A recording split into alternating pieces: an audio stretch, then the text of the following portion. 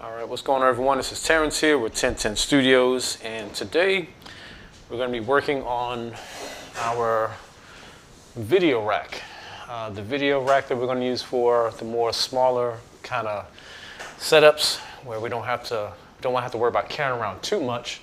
We want to make sure that we maximize on portability and be able to go ahead and get things situated for a live stream or just a everyday recording of sorts with multiple camera angles, things like that, in order to be able to be flexible and be productive. So what I'm going to do here in a few moments is I'm going to show you the, well, right now you're looking at the front of the rack, okay? And in a moment I'm going to flip to the rear of this particular rack and kind of let you see what that looks like so far. As you can see, right now here at the top we have the Behringer Euphoria UMC 404 HD. This is our audio interface. It has 4 channels. Right now we have 2 XLRs here that can be connected to a everyday connection via XLR to get signal for audio left and right.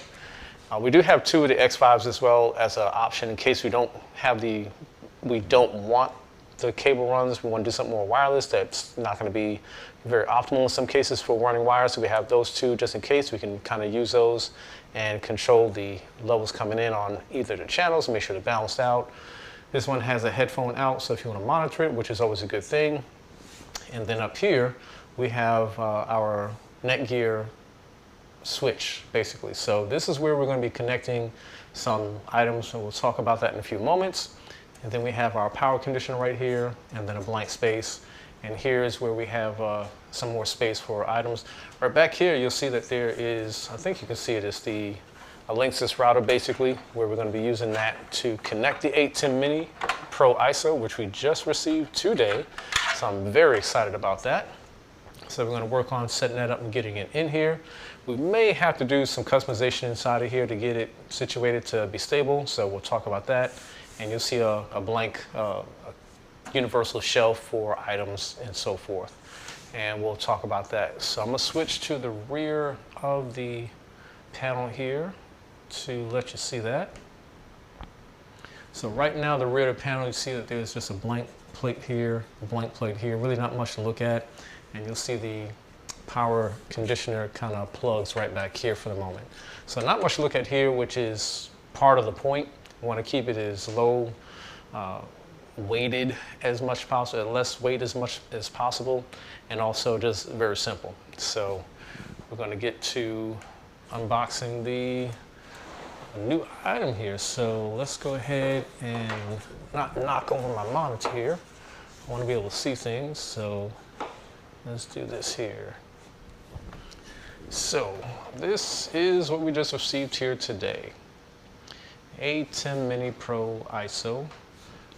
As you can see, it's, ATEM Mini. I mean, it's really nothing new in regards to, it's being around. It's been around for quite a while. There's a number of versions of this particular unit. And the main reason why we got this unit is because of the fact of we want to be able to record the individual channels and not have to worry about recording it locally. So with our setup, we use primarily PTZs, point, tilt, zoom cameras. And in using that, they don't have their own ability to record. So we have to rely on an external recording, such as a hard drive. And then also, of course, for the control part, we have a joystick for that purpose. So that's the reason for this NetGear switch. I was about to call it a router, but it's a switch. So with that being said, we're going to get down to opening this thing up here, and let's see what we got. Of course, we know it's going to have the unit inside here, should have the power connection, and such like that. This thing will cut plastic, that'd be great. All right, so let's see what we got.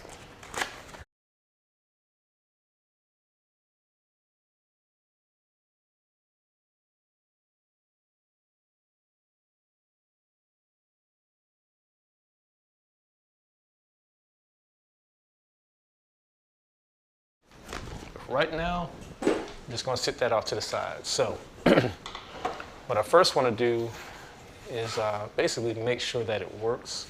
So what I'm going to do is I'm going to first go to the back of the unit and plug it in, and then just run the power cord to it. And then after that, I'll go ahead and power it up to make sure everything works fine. Put that power cord out now.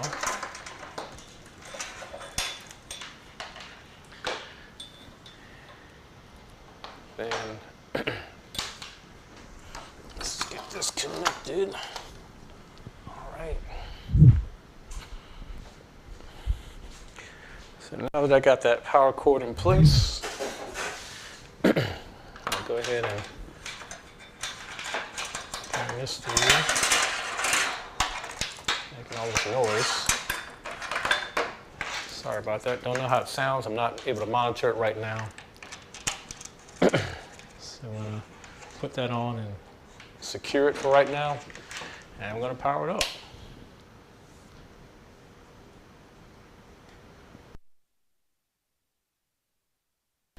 All right, so it looks like it works, which is great. So that's a good thing. Now what I'm going to do here in a moment is I'm going to connect this Ethernet connection here. And now that that's connected, I'm going to connect my laptop in order to control it and customize it a little bit here.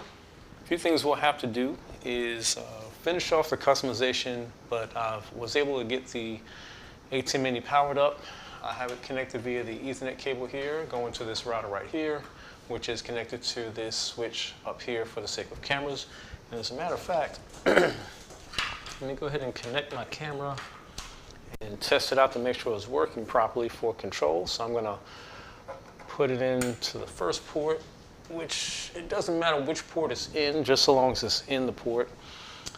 As you can see, it's connected right here, and you see the light flashing pretty quick there. So that it's talking to the camera. So what I'm going to do here is, you won't be able to see this, but on my laptop here off to the side, I'm going to work towards going to the actual window or the web page to control it, to make sure it works properly, because I want to make sure it works right. Because right now, since I have the computer connected to the wireless router, and the switch is, the ATEM Mini Pro ISO is connected there as well, the switch is connected to here, and I want to make sure that my computer can talk through the router to the switch properly for this particular camera. So I'm going to open that up here. Once again, you're not going to see it, but you can take my word for it. Once it fully loads here. Now, one reason why I'm doing this, as I mentioned, is I want to have a portable rack or portable rig for video, for recording. So if I'm not doing the audio part, which is, you know, good to have that option of not having to do everything, audio and video, this will give me the ability to do so and not have to worry about, you know, managing everything, because that can be very challenging depending upon, you know, what's going on that day and how demanding it might be. So I'm trying to see if it'll go there. Actually, it's this one. Gotta pick the right IP address, and hopefully it works. Oh, that's not the right one. So that's that, and 90. All right, there we go. So it's picking up on that particular, it took a little while for it to register it, I guess, or realize it, but it did pick up. As you can see down here, I got like a little screen. I'm gonna change it up here for there. This is basically the controller for this, so I'm gonna just make sure it moves it, and it does. Great. So we have control over the camera, which is great. And then from a picture standpoint, I'm going to check that as well here in a second. Where's that cord at? All right, so let's see here. I'm gonna do this from the back here because it's hard to do it from the front. In order to connect this camera to the ATEM Mini Pro ISO here. Let's get that in here. In this case, I'm going to camera number 1. Of course, you can test any of the camera inputs, but we're going to start with 1. All right, so that's there. And then we're also going to test the output for this as well, just to make sure it looks okay. And to do some other customization here, I'll try to show you as much as I can in order to let you know what I got going on here. All right, so it looks good. What I'm gonna do here is do this. Okay, so at this point, I'm gonna show you. I'm kind of going flying blind here, but let me see if I can get a preview of this. So essentially what you're looking at is the screen for the ATEM Mini Pro ISO.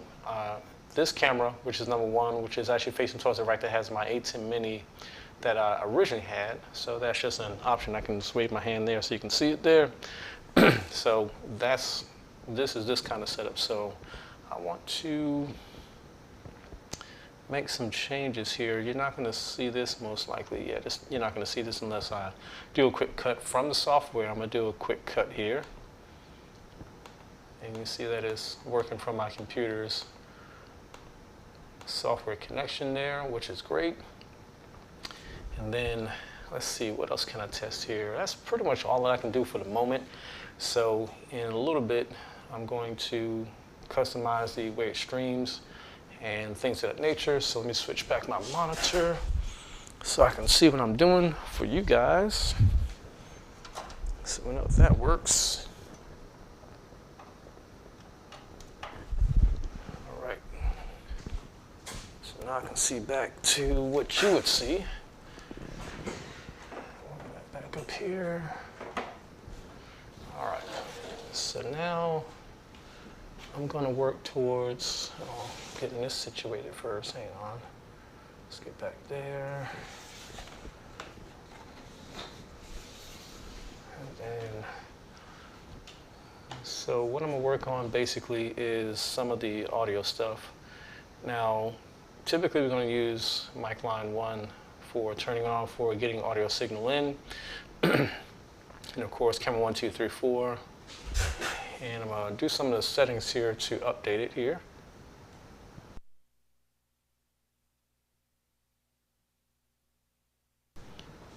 So we're going to go to the settings on the bottom left here. And I'm going to walk you through because you're not going to be able to see it fully. So I'm going to put the video into the video standards as auto mode. And so this way it'll pick up on whatever's coming in from the camera. So there's no format issues, things like that. When it comes to audio, I'm going to do stereo for mic 1 and mic 2 because that's what I'm anticipating on keeping. I'm going to do add transition to audio while switching. So this way it's not just a hard switch. Now for mic 1 and mic 2, I'm going to set as line inputs because I don't anticipate doing it as a mic input, which is a higher gain preset. And for the multi-view, I'm going to just relabel these cameras here. Let's see, I gotta go to sources here. Then we're gonna do, okay, so PTZ1 and PTZ1, just a match. PTZ2, PTZ3, and PTZ3. Now, I may eventually change these up to be, different. This is something you can always change as needed because of the fact of, you can customize this to be pretty much whatever you want. You do have limited space for the text, so, choose your label wisely. Okay, so we got those. And for the outputs, I don't really worry about changing those. Media player 1 and 2, I leave those the same. Nothing I can do for the hyperdeck part because I don't have any hyperdecks, and that's that. So now, if I go to my switcher, you won't be able to see it, but it now just says like camel. Matter of fact, it doesn't change it. Hang on a second. Did I save it or did I not save it? Sources, inputs. Oh, I didn't save. Silly me. So I'm just going to leave this number on wide and then PTZ1.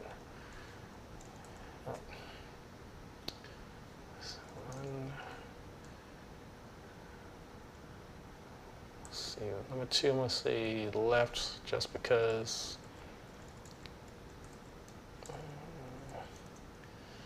PTZ2 and right for number 3. PTZ3. And then camera 4 is aux camera.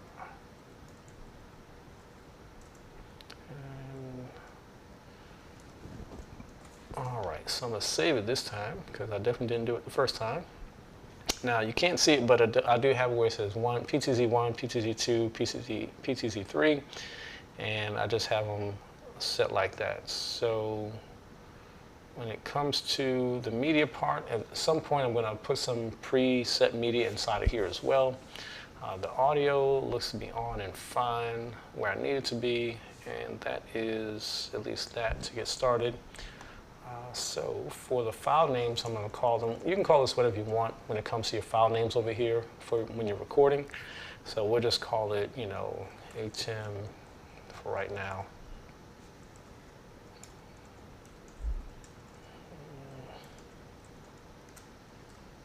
I'm calling it ATEM ISO just for the sake of putting something there. Other than that, that's the main thing I can set up for right now. I'm going to have to get some, I just realized I have to get an audio cable that's going to be able to give me audio from here to the back of this, because remember, it had a 3.5 millimeter receiving jack or receiving port, and I have that currently only on my ATEM Mini Pro that's inside the rack right now. So we'll have to get another one of those and make sure we can get some audio. Other than that, I'll probably switch it when I need to, just to kind of make things simple. So still there's an option. It's not a huge deal. We'll be able to switch that without too much trouble. So that's essentially this unit right now. And as you can see, I got some space to put something else here if I need to. Sit a cell phone here or just whatever. Got plenty of space in the back because of the rear panel itself. I can get in the rear panel very easily. Once again, let me show you that again. Kind of move this back into position.